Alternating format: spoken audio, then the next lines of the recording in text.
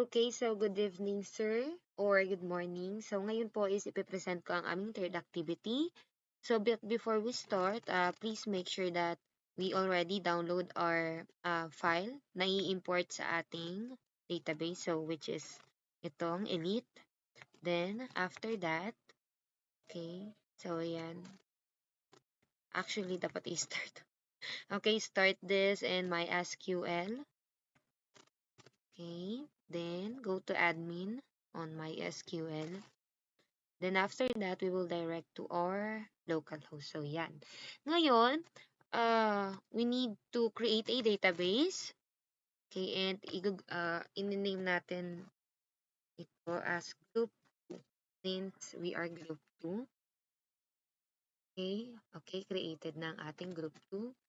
And ngayon naman is i-import natin ang file na dinownload natin. Okay. And import. Okay. So now it's successfully imported na. Let's go to our database which is yung Elite. And yan. Makikita na natin lahat ng mga datas na meron sa ating file na nanggaling sa Excel. So ngayon, meron tayong makikita ditong column 1, column 2, to column 9. Papalitan natin siya kagaya nito. Nakapangalan dito. Yan. So, okay, let's proceed. Let's go to structure. And makikita natin lahat ng mga column na nandun.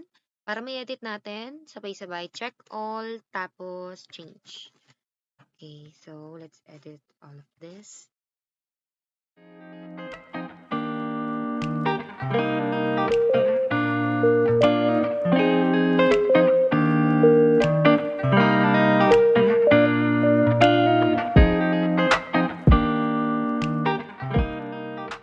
And magpumunta tayo dito sa ating browse. Yes, makakita natin na palitan na yung mga column 1 to 9 ng pinaka-specific na pangalan ng column. So now, okay, so number 1, base dito, sabi ni Sir is select top 3. Magpakita ng isang table na kung saan ay pipiliin lamang ang 3 students na may pinakamataas na bilang ng edad ng inyong grupo. Okay, so ngayon, let's go to SQL and we will comment. Okay. So ngayon, first is we need to okay. So yeah. First is we need to select from Elite, which is yung pangalan ng ating database. Hindi natin siya ilalagay na where because magko-command lang tayo na ilabas ng ating database kung sino ang may pinakamataas na edad. Okay. So, yan. Order. Okay. Order by. So, yun nga. As what I said, age yung kailangan nating hanapin. Age and descending or desk. So, as a word descending, may mga specific na hinahanap. Okay, so, send limit is 3. Okay. So, now, let's check. Yan. So, ngayon, lumabas na dito. Okay. Since dalawa lang yung lumabas, siguro na check ni database, nakikita ni database na ang may pinaka mataas na edad is si Applejoy and Crisel. Siguro yung mga pababa ng edad is magkakaparehas na since nag-command tayo or meron tayong sinasabing descend, may specific siyang ilalabas. So, yan siguro since tatlong hinihingi natin, dalawa lang yung binigay niya dahil baka pababa na yung age and magkakaparehas na. So, next naman is ang ating number 2. Sabi naman ni Sir, SQL wildcard. So, sabi dito, sa table naman pong ito ay gusto kong makita ang lahat ng students na nagsisimula ang apelyido sa B or letter M. So, ngayon, let's command. Okay. So, ngayon, kailangan natin mag-select select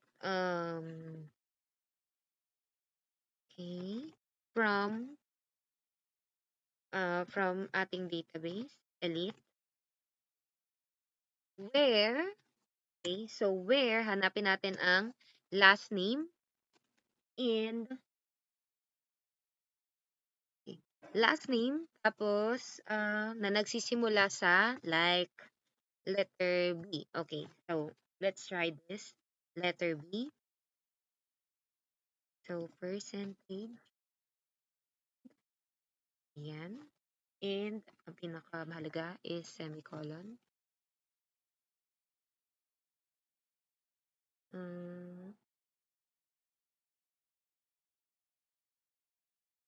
Sorry, mali. B, percentage, and ayan. So, let's try. And there you go. So, ngayon, lumabas na dito or ang results is ang mga nagsisimula sa letter B na surname. Okay, since yun nga, ang kinamand natin is last name and ang hinihingi natin is yung letter B. So, and the last naman is, para sa number 3, SQL select distinct. So, sabi dito, sa table naman pong ito ay gusto kong makita ang paggamit nyo ng select distinct. Ang inaasahan kong makita sa table ay ang miyembro ng bawat grupo na nakasave sa inyong datasets. So, the word na distinct, so, katulad ng sinearch ko kanina, dahil hindi ako masyadong familiar sa distinct, sa terminologies dito sa MySQL. So, sabi dito, ang distincts daw ay mga duplicates. Okay, so now, let's start. Okay. Select, syempre select, and distinct group number.